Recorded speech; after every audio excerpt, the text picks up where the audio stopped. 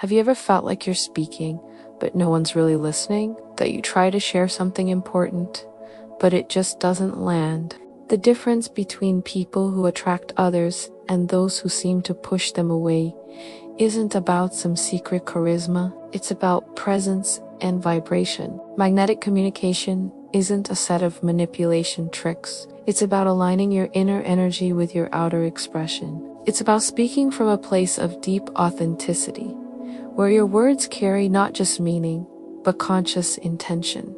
Nearly a century ago, Dale Carnegie wrote one of the most famous books on human relationships. His principles work because they tap into something fundamental, but there's a deeper layer, the spiritual dimension of connection. Today, we're exploring 5 principles that blend practical wisdom with spiritual consciousness. Principles that can transform your conversations into bridges between souls. The first principle, and the foundation for everything else, is conscious presence. Before you utter a single word, the quality of your presence sets the stage. Think about your conversations today. How often were you truly there? Or was your mind on your next meeting, planning your reply, or distracted by the phone in your pocket? Conscious presence is bringing 100% of your attention, not just your mind, but your entire energy, to this moment. When you are truly present, the other person feels it. Spiritually, this creates a field of safety. The other person can lower their defenses because they feel, on a deep level, that you aren't judging them or waiting to attack. You are simply there. How do you practice this? Before an important conversation, take 3 deep, conscious breaths.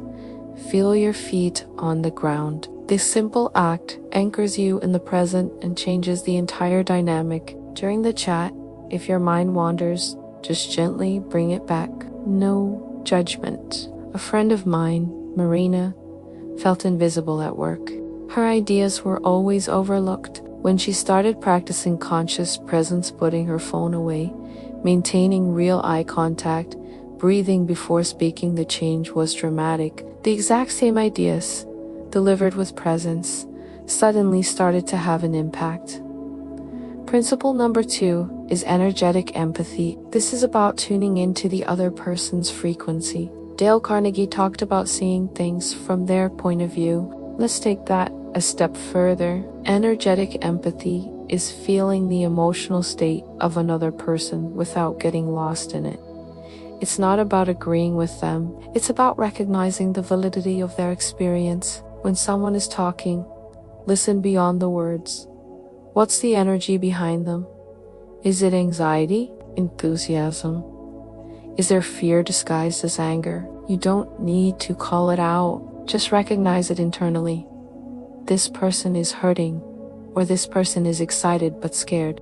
Then you validate their feeling. Validation is an agreement. A simple phrase like, "I can see how important this is to you," or "I can only imagine how challenging that must have been," creates an instant bridge. Neuroscience shows that when we feel understood, our nervous system calms down. We create a safe space for their soul to express itself. A leader I know, Ricardo, used to jump to solutions. His team would bring a problem, and he'd say, "Just do this." He thought he was being efficient, but his team felt unheard. When he started using energetic empathy, he'd first say, "That sounds really frustrating. Tell me more about what you've tried."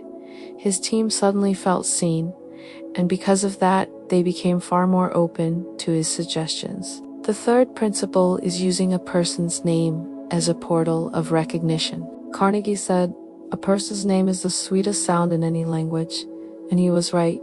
Your name carries your identity. When someone uses it with genuine intention, you feel seen as a unique individual. Hearing our name actually activates parts of the brain related to self-perception. But this isn't about robotically repeating it. It's about using it at key moments.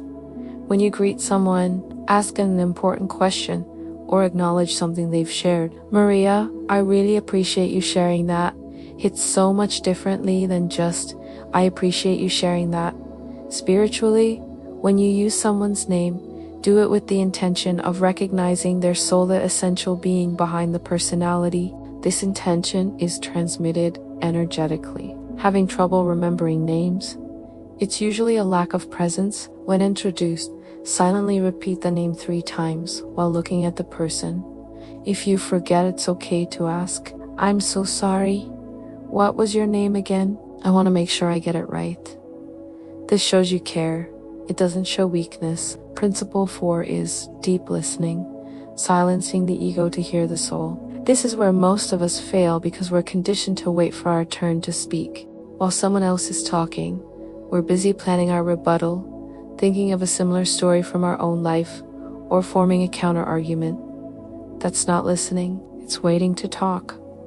Deep listening is a state of total receptivity. You are there simply to understand the words, the emotion, the energy. Here's the test. When they finish speaking, can you summarize not just what they said, but how they feel about what they said? Here is the common ego trap.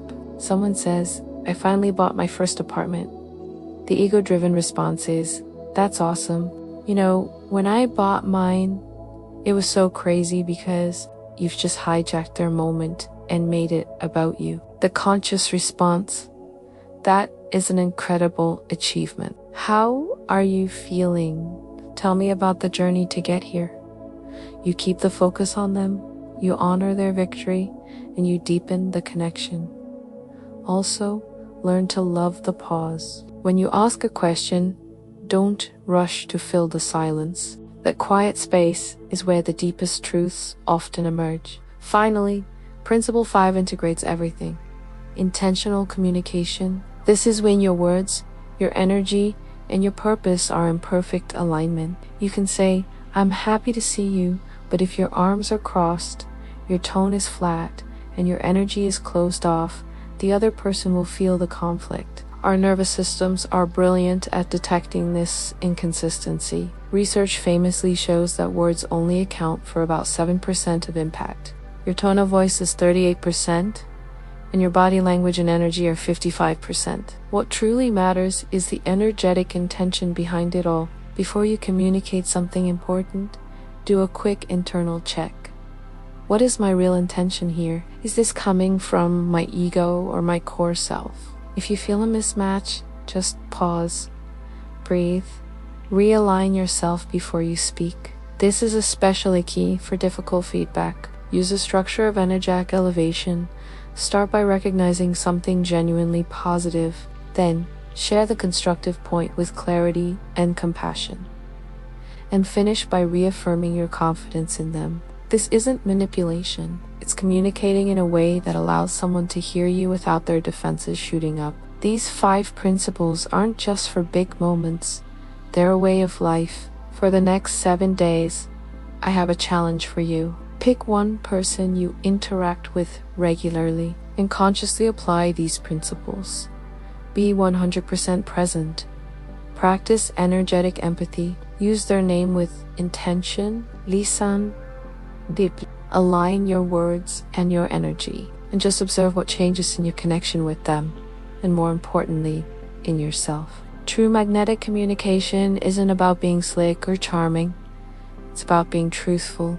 When you communicate from your authentic center, present, empathetic, and aligned, you naturally attract people who resonate with that truth. The real magnetism comes from being on the outside what you are on the inside. Start today. In your very next conversation, just bring presence. That alone changes everything. Thank you so much for joining me on this journey today. If this resonated with you, please like, subscribe, and share it with someone who might need to hear it. I'll see you in the next video.